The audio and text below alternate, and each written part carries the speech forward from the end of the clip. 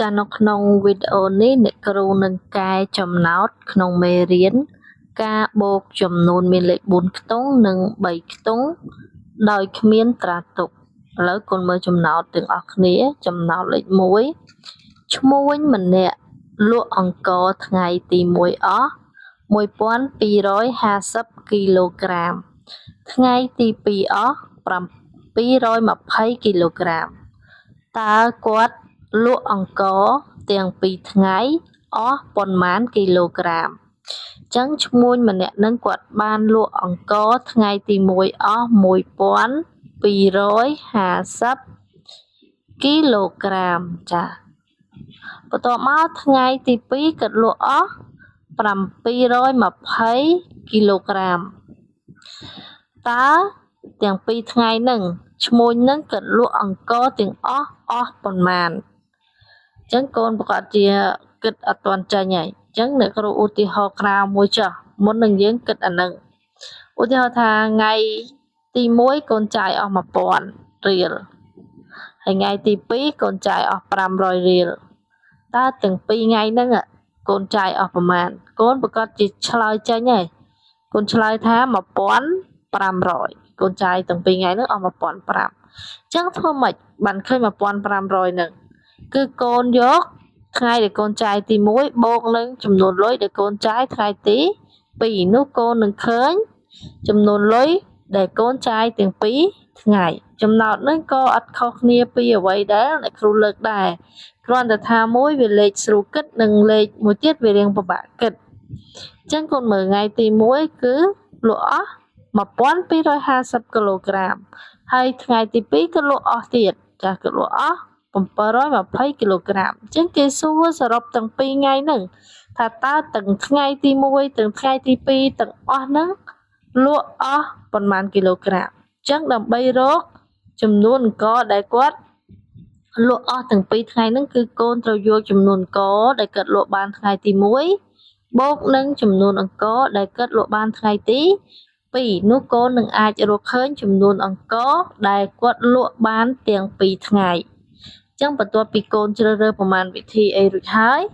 គឺកូនត្រូវមកសរសេរចំចម្លើយហើយចម្លើយគឺមានពីរខាងមួយខាងយើងដាក់ថាប្រមាណវិធីជាកន្លែងដែលយើងសម្រាប់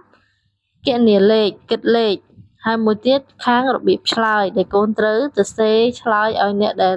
គេមើលឬក៏ទៅឲ្យលោកគ្រូអ្នកគ្រូកូននឹងគាត់យល់ថាតើកូនពងទៅសេពីអីរកអីអញ្ចឹងរបៀបឆ្លើយអញ្ចឹងអ្វីដែលកូនចង់រកគឺរកគាត់លក់អង្ករទាំង2ថ្ងៃអស់យើងចង់ដឹងថាតើទាំង2ថ្ងៃហ្នឹងគាត់លក់អស់ប៉ុន្មានអញ្ចឹងដើម្បីរកគឺកូនត្រូវយកអង្ករដែលគាត់លក់បានថ្ងៃទី1បូកនឹងចំនួនអង្ករដែលគាត់លក់បានក្នុងថ្ងៃទី2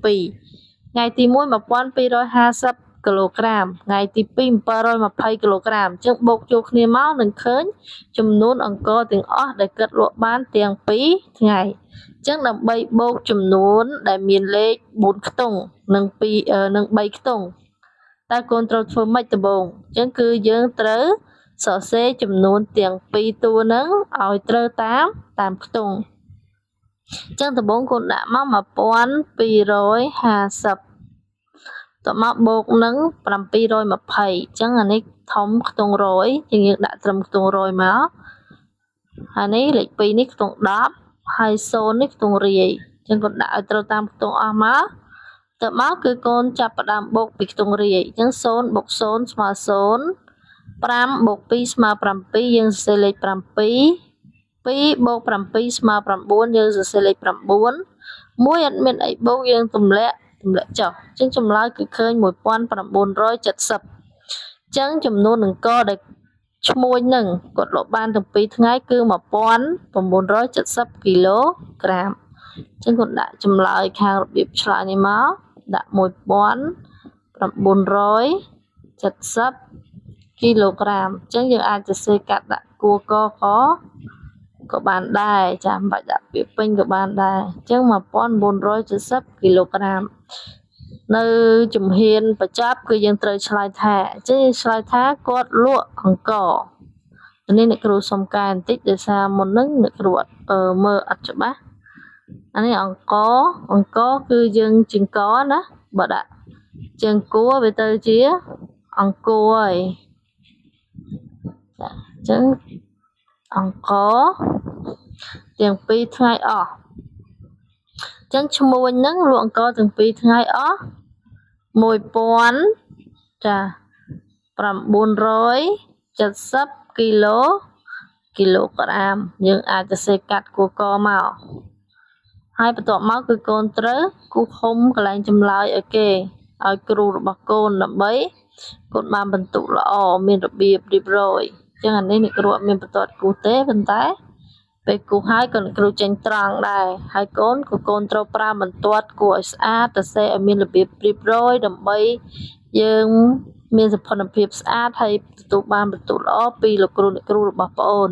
អញ្ចឹងតកតងទៅនឹងកំណែចំណោទលេខ1នៅក្នុងមេរៀនការបូកចំនួនមានលេខ4ខ្ទង់និង3ខ្ទង់ចា៎ក៏មានប៉ុណ្ណឹងចា៎សូមអរគុណច្រើននិងសូមជម្រាបលា